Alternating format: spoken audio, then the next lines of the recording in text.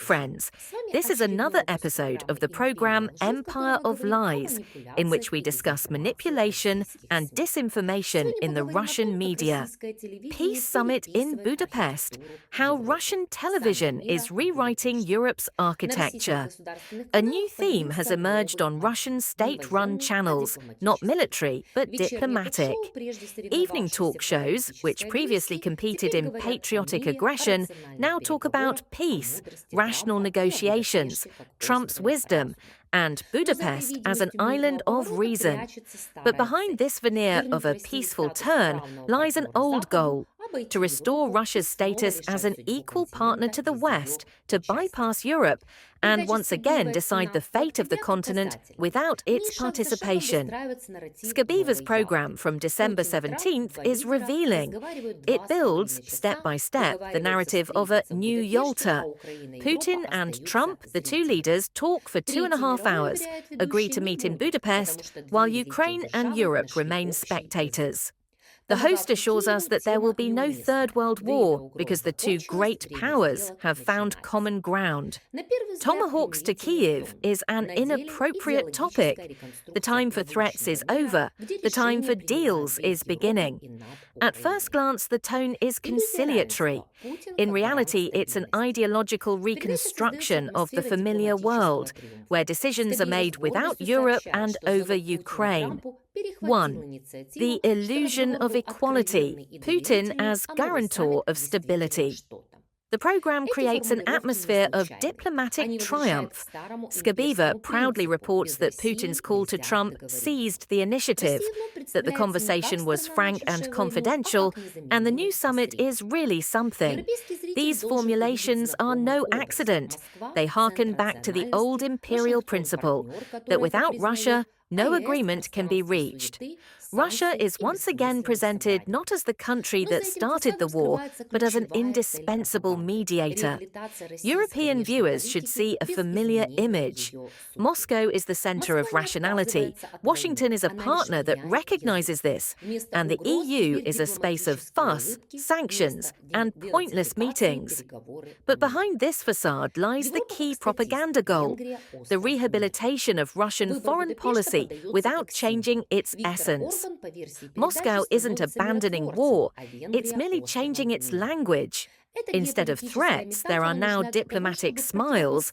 Instead of denazification, there are peace negotiations. 2.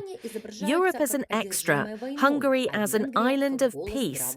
Budapest's choice is presented as symbolic. Viktor Orban, according to the program, becomes a peacemaker, and Hungary becomes an island of peace. This geopolitical metaphor is needed to contrast reasonable Eastern Europe with the hawkish West. Britain and Germany are portrayed as obsessed with war, and Hungary as the voice of common sense that dared to invite Russia back. This isn't about Hungary, but about a test for Europe. Moscow is offering the continent a new scenario, a divided Europe, where different capitals conduct their own negotiations with the Kremlin, where Brussels loses its role as coordinator, and everyone can be a peacemaker on their own terms. Thus, Russia is attempting to return to Europe through its weak links, not with tanks, but with the rhetoric of war fatigue. Hungarian authorities have just reported that Foreign Minister Yalta spoke with our Sergei Lavrov and the US State Department. The decision to hold face-to-face talks was made yesterday evening during a phone call between the leaders of Russia and the US. Trump stated that there will be no World War III over Ukraine. The topic of handing over a Tomahawk missile to Kyiv after an intensive 2.5-hour dialogue seems simply inappropriate. Zelensky is disconcerted and is using insults again. Putin and Trump have spoken for now. Zelensky is flying to Washington, and the results of the virtual summit are tragic for the current Ukrainian regime. 3. Tomahawks and their meaning, how weapons are transformed into an argument for peace. A separate plotline in the program concerns American cruise missiles. Skabeeva quotes Trump, "The United States itself needs Tomahawks. We cannot deplete our reserves." This is framed as a victory for Moscow, that reason has prevailed. In reality, this is a political ploy. A military issue is being turned into a moral dilemma. Those who advocate arms supplies to Ukraine are fomenting war.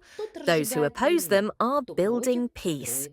This redefinition of vocabulary is advantageous to the Kremlin. It blurs the distinction between aggressor and victim. Peace is becoming synonymous with concessions, and help is practically a curse word. For European society, tired of war and news anxieties, this discourse is directly addressed. Let the strong decide, and we'll just breathe a sigh of relief. 4. Ukraine as a side plot.